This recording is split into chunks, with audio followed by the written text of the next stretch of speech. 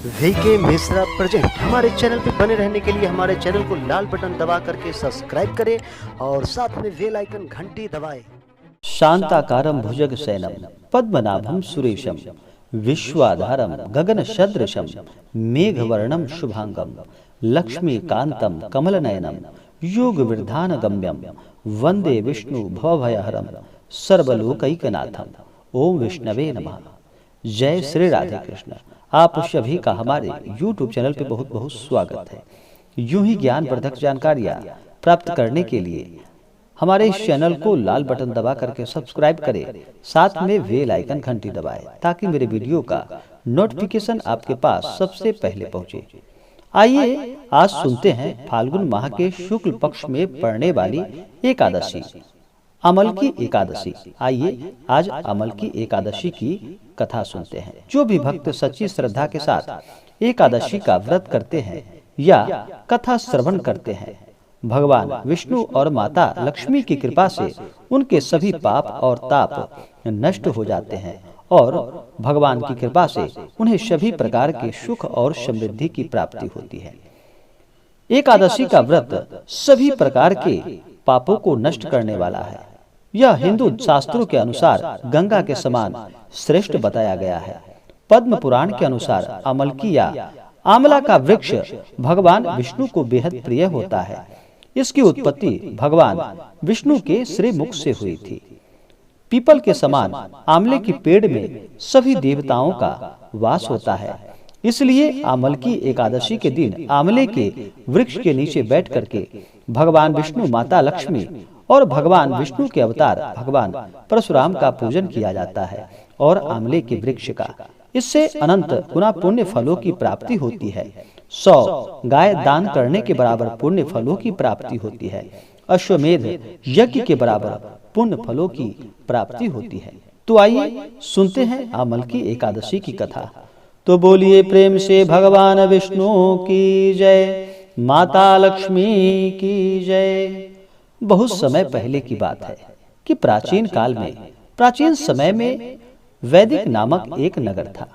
उस नगर में ब्राह्मण, वैश्य, क्षत्रिय, शूद्र चारों वर्ण के लोग प्रसन्नता पूर्वक उस नगर में निवास करते थे। नगर में सदैव वेद ध्वनि गूंजा करती थी। उस नगरी में कोई भी पापी, दुराचारी या नास्तिक नहीं था।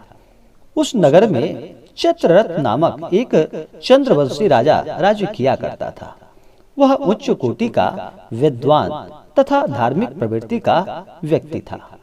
उसके राज्य में कोई भी गरीब नहीं था और ना ही कोई कंजूस था। उस राज्य के सभी लोग भगवान विष्णु के परम भक्त थे। वहाँ के छोटे से छोटे और बड़े से बड़े निवासी प्रत्येक एकादशी का व्रत और उपवास किया करते थे। एक बार की बात है, एक बार फाल्गुन माह के शुक्ल पक्ष की अमलकी नामक एकादशी आई। उस दिन राजा और प्रत्येक प्रजाजन, वृद्ध से लेकर बालक तक, आनंद पूर्वक उस एकादशी का व्रत और उपवास सबने मिलकर किया। राजा अपनी प्रजा के साथ मंदिर में आकर कलश स्थापित करके तथा धूप, दीप, नैवेद्य, पंचरत्न, छत्र आदि से धात्री का पूजन करने लगा।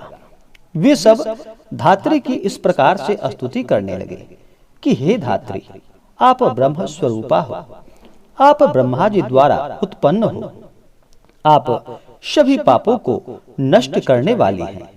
आपको बारंबार नमस्कार है। आप मेरा अर्घ स्वीकार करो।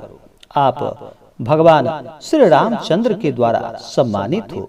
मैं आपसे प्रार्थना करता हूँ कि आप मेरे सभी पापों का हरण करो।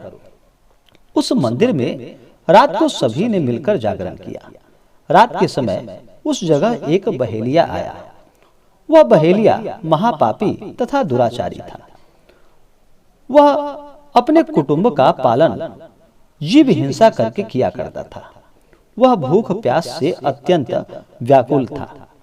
कुछ भोजन पाने की तलाश में वह मंदिर के एक कोने में बैठ गया।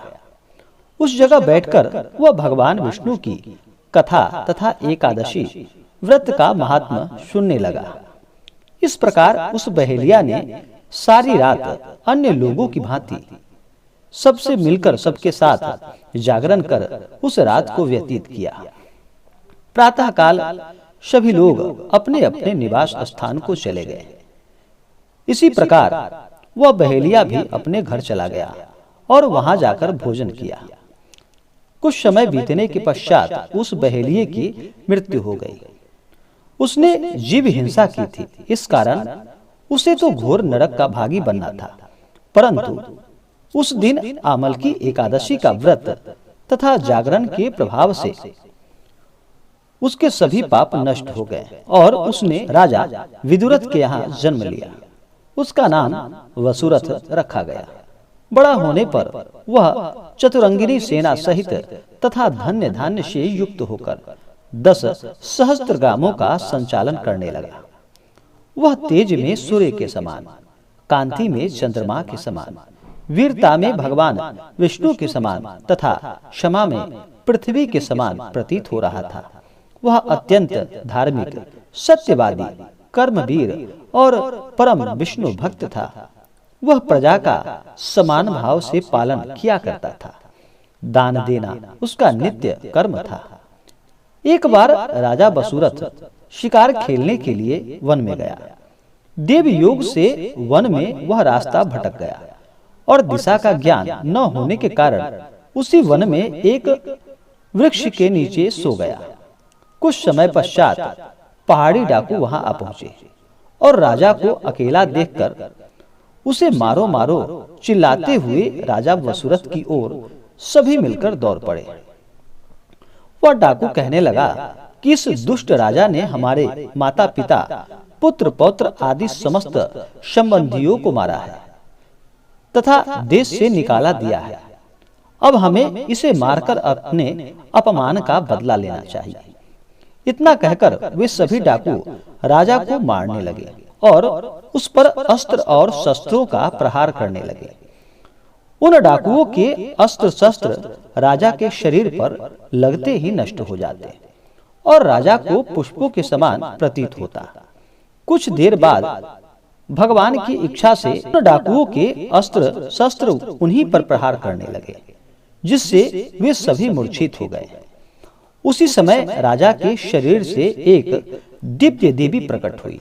वह देवी अत्यंत सुंदरी थी तथा सुंदर वस्त्रों तथा आभूषणों से अलंकृत थी। उसकी भ्रुकुटी टेढ़ी थी। उसकी आंखों से क्रोध की भीषण लपेटें निकल रही थी। उस समय वह काल के समान प्रतीत हो रही थी। उसके देखते ही देखते उन सभी डाकुओं का उन्होंने समूल नष्ट कर दिया। नींद से जागने पर राजा ने वहां अनेक डाकुओं को मृत देखा। वह सोचने लगा, इसने किन्हें मारा है? इस वन में कौन मेरा हितैषी रहता है? राजा वसुरथ ऐसा विचार कर ही रहा था कि तभी आकाशवाणी हुई कि हे राजन, इस संसार में भगवान विष्णु के अतिरिक्त तेरी रक्षा आखिर कौन कर सकता है? इस आकाशवाणी को सुनकर राजा ने भगवान विष्णु का स्मरण कर उन्हें प्रणाम किया। फिर अपने नगर को वापस चला गया और सुखपूर्वक राज्य करने लगा और अंत में वैकुंठ धाम को प्राप्त हुआ। पद्म पुराण के अनुसार आमल की एकादशी व्रत करने से तीर्थ स्थानों जितना पुण्य फल की प्राप्ति होती है।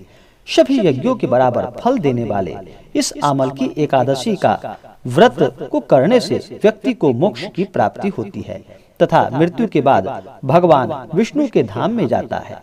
इस व्रत के फल के सभी पाप समूल नष्ट हो जाते हैं। इस व्रत का पुण्य 1000 गौदान के फल के बराबर होता है।